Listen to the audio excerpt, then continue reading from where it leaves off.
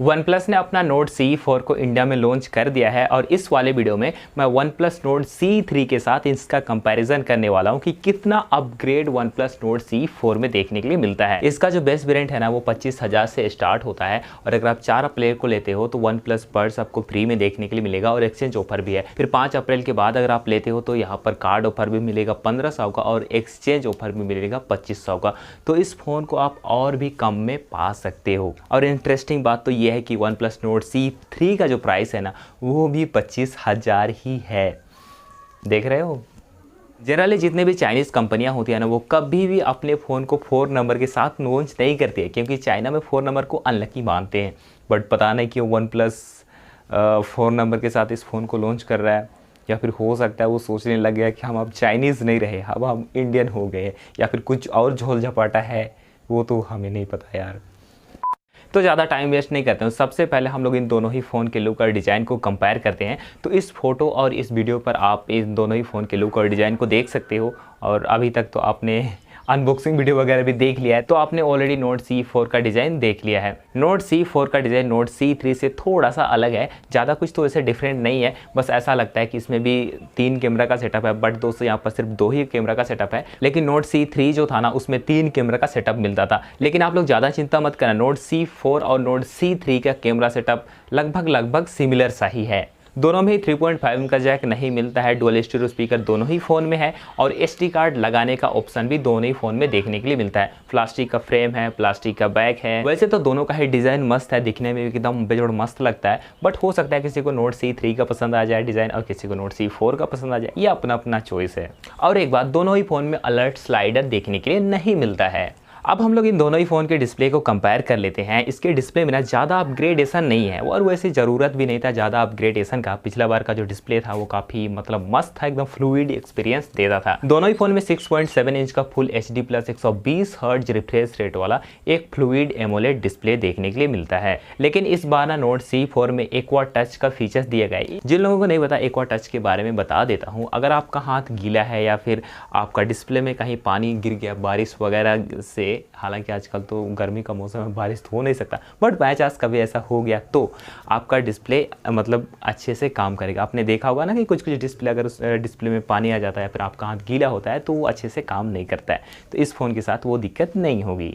इसके अलावा दोनों ही फ़ोन में इन डिस्प्ले फिंगरप्रिंट का सपोर्ट है और पिछला बार Nord C3 में ना 950 नीट्स का पीक ब्राइटनेस मिला था और इस बार 1100 नीट्स का पीक ब्राइटनेस मिलता है। और मैं हल्का सा Nord C4 का डिस्प्ले को इतू सा बेटर बोलूँगा और दोनों में ही HDR10 प्लस का सपोर्ट भी मिलता है। और आप लोग ये मत समझना कि मैं OnePlus के डिस्प्ले का तारीफ कर रहा हूँ, नहीं ऐसी बात नहीं है। जनरली आजकल के जितने भी फ़ोन है ना 25,000 के राउंड, इवन 20,000 के राउंड भी काफ़ी अच्छे डिस्प्ले होते हैं और यूज़ करने में भी मज़ा आता है। बट हर कंपनी का थोड़ा अलग अलग फील होता है ना, तो इस कंपनी का भी थोड़ा सा अलग फील है, थोड़ा सा ये फ्लूइड टाइप का फील होता है और इसीलिए शायद ये फ्लूइड एमोलेड डिस्प्ले का नाम भी दे दिया ना। अब हम लोग इन दोनों ही फ़ोन के प्रोसेसर को कंपेयर कर लेते हैं और पिछला बार Nord C3 से Nord C4 में इस बार प्रोसेसर को अपग्रेड किया गया है। पिछला बार स्नैपड्रैगन 782G वाला प्रोसेसर देखने के लिए मिला था जो कि 6nm फैब्रिकेशन प्रोसेस के साथ आता था और इसका जो एंतुतु स्कोर था ना वो 7 लाख के आसपास आता था। ये काफ़ी तगड़ा वाला प्रोसेसर था, मस्त परफॉर्मेंस भी देता था, गेमिंग भी अच्छी करवा देता था। बट इस बार ना 7 Gen 3 वाला प्रोसेसर को यूज़ किया गया है जो कि 4nm फैब्रिकेशन प्रोसेस के साथ आता है और इसका एंतुतु स्कोर यहाँ से आप लोग देख सकते हो और दोनों को आप कंपेयर कर लेना और यहाँ से कितना इसमें परफॉर्मेंस में डिफरेंस हो सकता है ये आप लोग आइडिया लगा लेना। हालांकि दोनों ही प्रोसेसर अच्छे हैं बट जो 7 Gen 3 है ना वो स्नैपड्रैगन 782G से काफ़ी तगड़ा है, काफ़ी अच्छा है और गेमिंग भी आप इस वाले फ़ोन से ज़्यादा अच्छे तरीके से कर पाओगे। बाकी दोनों ही फ़ोन में LPDDR4X रैम और UFS 3.1 स्टोरेज टाइप देखने के लिए मिलता है और पिछला बार Android 13 मिला था, इसमें Android 14 मिलता है। पिछला बार 2 साल का OS अपग्रेड और 3 साल का सिक्योरिटी अपडेट मिला था और इस वाले फोन में भी 2 साल का OS अपग्रेड और 3 साल का ही सिक्योरिटी अपडेट भी देखने के लिए मिलेगा। तो सेम पिछला बार की तरह ही इस बार भी Nord C4 में काफ़ी तगड़ा वाला प्रोसेसर को यूज़ किया है और पिछला बार से डेफिनेटली अपग्रेड है।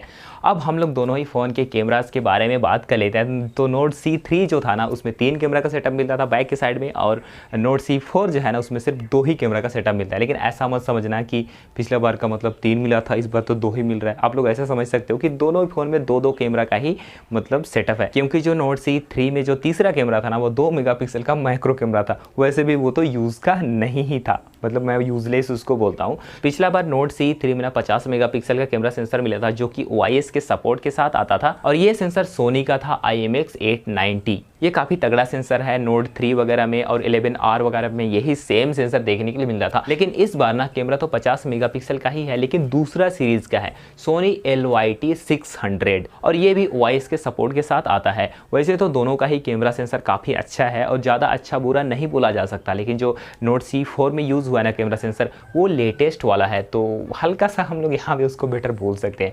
और बाकी तो दोनों में ही सेम सा ही है, 8 मेगापिक्सल का अल्ट्रा वाइड और C3 में 2 मेगापिक्सल का माइक्रो मिलता है, तो ज़्यादा डिफरेंस नहीं है। और इसका जो सेल्फी भी है ना वो भी सेम है, 16 मेगापिक्सल का ही। पिछला बार नोट C3 जब लॉन्च हुआ था ना उस समय उसका कैमरा उतना अच्छा नहीं था, उसका जो प्राइमरी कैमरा था ना वो थोड़ा सा लाइक करता था। लेकिन इस बार डेफिनेटली OnePlus नोट C4 में अपग्रेड है और ये अच्छे फ़ोटो और अच्छे वीडियो भी लेता है। हालांकि मैंने तो खुद जांच नहीं किया, दूसरे लोगों का रिव्यू वगैरह को देख के ही ना मैं भी बता रहा हूँ। और दोनों ही फ़ोन से 4K 30 fps पर आप वीडियो रिकॉर्डिंग कर पाओगे रियर कैमरा से, लेकिन जो सेल्फी कैमरा होगा ना वहाँ पर केवल 1080p 30 fps का ही ऑप्शन मिलता है। तो यहाँ पर मुझे लगता है कि OnePlus को थोड़ा सा ध्यान देना चाहिए, उसका जो सेल्फी है ना वहाँ पर भी 4K का ऑप्शन दे देना चाहिए। बट आप लोग नीचे बताना कि देना चाहिए या फिर नहीं देना चाहिए। मैं तो ऐसे ही भागता रहता हूँ, कुछ भी बोलता रहता हूँ।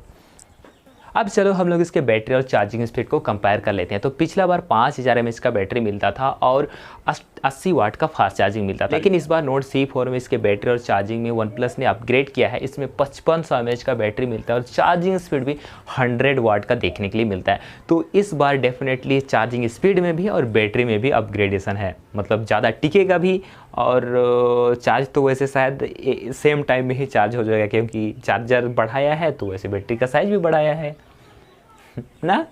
अब हम लोग फाइनल कंक्लूजन पर आते हैं। तो इसका जो डिज़ाइन है उसमें ज़्यादा अपग्रेडेशन नहीं है, वैसे दोनों का ही डिज़ाइन अलग अलग है, बट हो सकता है आपको नोट C3 का डिज़ाइन पसंद आया या फिर नोट C4 का डिज़ाइन पसंद आ जाए, ये अपना अपना चॉइस है। इसके डिस्प्ले में भी उतना ज़्यादा अपग्रेड तो नहीं है, पहले का डिस्प्ले भी अच्छा था, अब भी अच्छा है, उस अच्छा को थोड़ा थोड़ा और अच्छा कर दिया गया है। बट इसका जो प्रोसेसर है ना उसमें डेफिनेटली अपग्रेडेशन है और पिछला बार से काफ़ी ज़्यादा परफॉर्मेंस में जंप देखने के लिए मिलता है। लेकिन ऐसा बात नहीं है कि नोट C3 का प्रोसेसर एकदम बेकार है, उसका भी मस्त है, बट इसमें थोड़ा सा अपग्रेड है, मैं ये बोलना चाह रहा हूँ। बट जो इसका कैमरा है ना उसको भी मैं इतना ज़्यादा बड़ा जंप नहीं बोलूँगा। डेफिनेटली नोट C4 का कैमरा मतलब अच्छा है, बट फिर भी समझ गया हो ना मेरे दिल की बात मैं क्या बोलना चाह रहा हूँ। बट इसका जो बैटरी है ना वहाँ पर डेफिनेटली अपग्रेड किया गया है, बैटरी का साइज़ भी बड़ा मिलता है और चार्जिंग स्पीड भी बड़ा मिलता है, ज़्यादा टिकेगा भी, और चार्जिंग तो वैसे सेम टाइम में ही चार्ज होगा ना। बट अब आप लोग नीचे कमेंट करके बता देना कि आप इन दोनों फ़ोन के बारे में क्या सोचते हो, आपके हिसाब से कौन सा फ़ोन मतलब ज़्यादा बेस्ट है, नोट C3 या फिर नोट C4। और अगर आप लोग मेरी मानो ना तो OnePlus नोट C4 के लिए जाओ, क्योंकि प्राइस तो दोनों का सेम है, करीब करीब हर पार्ट में OnePlus नोट C3 से अपग्रेड है। तो बस यार यही था आज का वीडियो, और अगर वीडियो अच्छा लगा तो वीडियो को लाइक कर दो, चैनल को सब्सक्राइब कर ही दो, और हम लोग नेक्स्ट वाले वीडियो में वैसे मिल ही जाएंगे। Okay bye.